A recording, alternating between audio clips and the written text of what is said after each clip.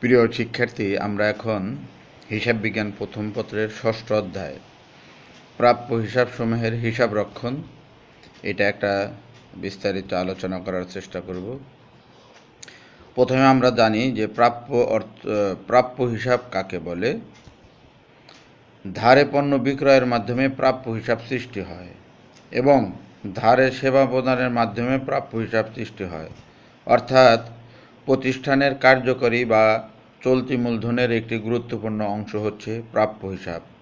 সংক্ষেপে, ব্যবসায়িক এবং অব্যবসায়িক কারণে কোনো ব্যক্তি বা প্রতিষ্ঠানের নিকট পাওনা টাকার হিসাবকে প্রাপ্য হিসাব বলা হয়। সাধারণত 30 থেকে 60 দিনের মধ্যে প্রাপ্য হিসাবের অর্থ আদায় করা হয়।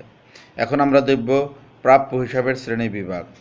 প্রাপ্য হিসাব সাধারণত দুই প্রকার: 1. ব্যবসায়িক প্রাপ্য হিসাবসমূহ, 2. অব্যবসায়িক প্রাপ্য হিসাবসমূহ। ব্যবসায়িক প্রাপ্য হিসাবসমূহ ব্যবসায়িক প্রতিষ্ঠানের পণ্য বা সেবা ধারে সরবরাহ করার মাধ্যমে ব্যবসায়িক প্রাপ্যসমূহের সৃষ্টি হয়। এখন ব্যবসায়িক প্রাপ্যসমূহ আবার দুই প্রকার: 1. প্রাপ্য বিল, 2. প্রাপ্য বিল বা 1 হলো প্রাপ্য হিসাব, 2 হলো প্রাপ্য বিল বা প্রাপ্য নোট। এখন প্রাপ্য হিসাব মৌখিক স্বীকৃতি এটি 30 থেকে 60 দিনের মধ্যে শর্ত অনুযায়ী আদায় করা যায়। ওই যে 2, 10, নিট 30 এরকম শর্ত অনুযায়ী প্রাপ্য হিসাবের টাকা আদায় করা যায়। এখন প্রাপ্য বিল বা প্রাপ্য নোট হচ্ছে লিখিত আনুষ্ঠানিক প্রতিশ্রুতি। এটার লিখিত যে ডেট থাকবে সেটাই কার্যকরী হবে। এখন আমরা দেখব অব্যবসায়িক প্রাপ্যসমূহ কী। প্রতিষ্ঠানের স্বাভাবিক কার্যক্রমের বাহিরে অন্যান্য প্রাপ্যসমূহকে অব্যবসায়িক প্রাপ্যসমূহ বলে। এর জন্য লিখিত দলিল থাকে। অব্যবসায়িক প্রাপ্যসমূহ নিম্নরূপ। এরও কিছু প্রকৃতি আছে, দেখো। 1. কর্মকর্তা কর্মচারীকে প্রদত্ত অগ্রিম ঋণের টাকা দেওয়া হতে পারে। 2. সহযোগী প্রতিষ্ঠানকে প্রদত্ত ঋণ। 3 হলো প্রাপ্য লভ্যাংশ বা সুদ। 4 হলো বীমা কোম্পানির নিকট হইতে প্রাপ্য।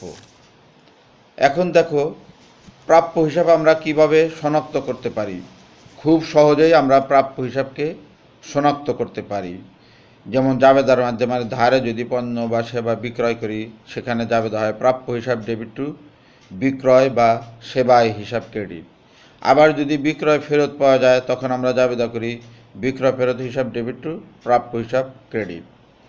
আবার প্রাপ্য হিসাবের টাকা বাটার মাধ্যমে যদি আদায় করা হয়, শর্ত অনুযায়ী পাওয়া গেলে আমরা কি করি, নগদান হিসাব ডেবিট, বাটা হিসাব ডেবিট, প্রাপ্য হিসাব ক্রেডিট। কিন্তু শর্ত অনুযায়ী যদি টাকা আদায় না হয়, 30, 2, 10, নিট 30 শর্ত যদি পুরা করা না হয়, সেই ক্ষেত্রে আমরা পুরা টাকাটাই পাবো, নগদান হিসাব ডেবিট টু প্রাপ্য হিসাব ক্রেডিট। এখন দেখো প্রাপ্য হিসাবের মূল্যায়ন। প্রাপ্য হিসাবের কিছু টাকা কুঋণ হিসাবে গণ্য হয়, যা স্বাভাবিক ক্ষতি করলে বিবেচিত হয়, যেটাকে আমরা কুঋণ বলি। অর্থাৎ কুঋণটা একটা নিশ্চিত ক্ষতি। কিন্তু আমরা যখন কুঋণ সঞ্চিতি করি, কুঋণ সঞ্চিতিটা একটা ভবিষ্যৎ ব্যবস্থা। এখন দেখো হিসাব বিজ্ঞানে কুঋণ বা অনাদায়ী পাওনাকে হিসাব করার দুইটি পদ্ধতি রয়েছে। 1.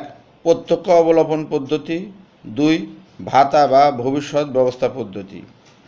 এখন দেখো প্রত্যক্ষ অবলোপন পদ্ধতির একটা জাবেদা আছে যে কুঋণ খরচ ডেবিট, প্রাপ্য হিসাব ক্রেডিট।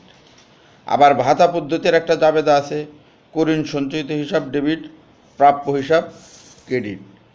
এখন অনেক সময় আমরা পূর্ব অবলোকনকৃত টাকা পাওয়া যদি যায়, সেই ক্ষেত্রে আমরা কী করব।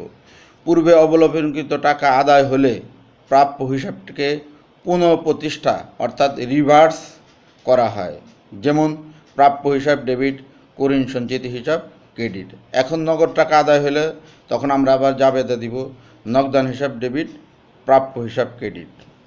এখন দেখো ভাতা পদ্ধতিতে অনাদায়ী পাওনা নির্ধারণের দুইটি পদ্ধতি ব্যবহার করা হয়। যেমন বিক্রয়ের উপরে শতকরা হার পদ্ধতি, তারপর প্রাপ্য হিসাব বা দেনাদারের উপরে শতকরা হার পদ্ধতি।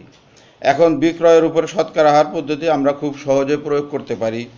যেমন বিক্রয় ফেরত, অর্থাৎ নিট বিক্রয় বের করে এর শতকরা হার দেওয়া থাকে যে এত পার্সেন্ট পাওয়া যায় না, পূর্ব অভিজ্ঞতার আলোকে আমরা বলতে পারি। সেই ক্ষেত্রে একটা জাবেদা হবে কুরিন খরচ ডেবিট, কুরিন সঞ্চিতি ক্রেডিট। কিন্তু প্রাপ্য বা দেনাদারের উপর শতকরা হার এইটা বের করাই আমাদের মূল অঙ্কের প্রতিপাদ্য বিষয় হয়। তো সেই ক্ষেত্রে আমরা দেখো আধুনিক নিয়মে আমরা যে কাজটা করি, পুরাতন সঞ্চিতি থেকে অনাদায়ী পাওনা বাদ দেই।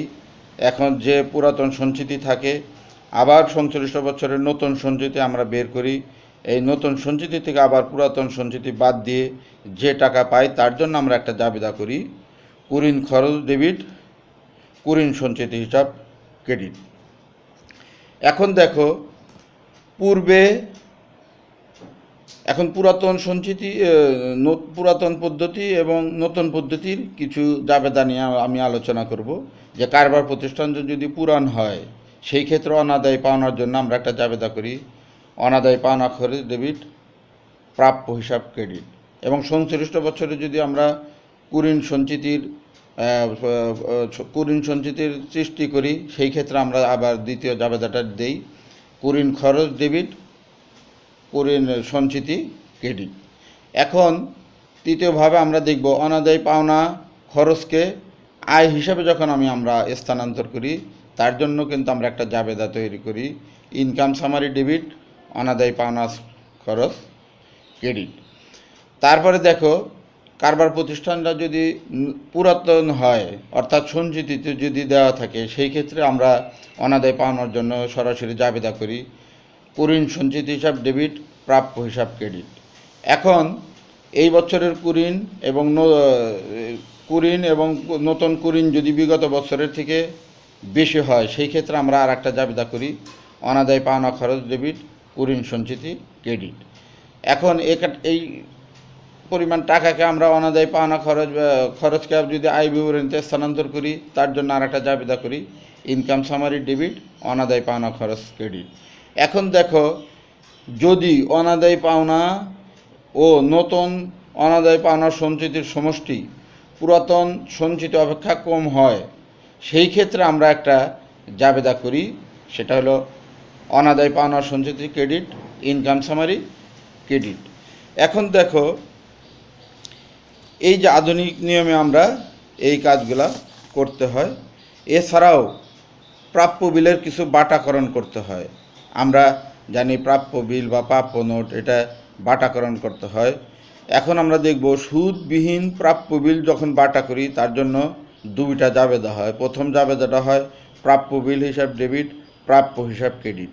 এবং বাটার টাকা যখন আবার টাকা পাওয়া যায় তখন নগদান হিসাব ডেবিট, সুদ খরচ ডেবিট, প্রাপ্য বিল হিসাব ক্রেডিট।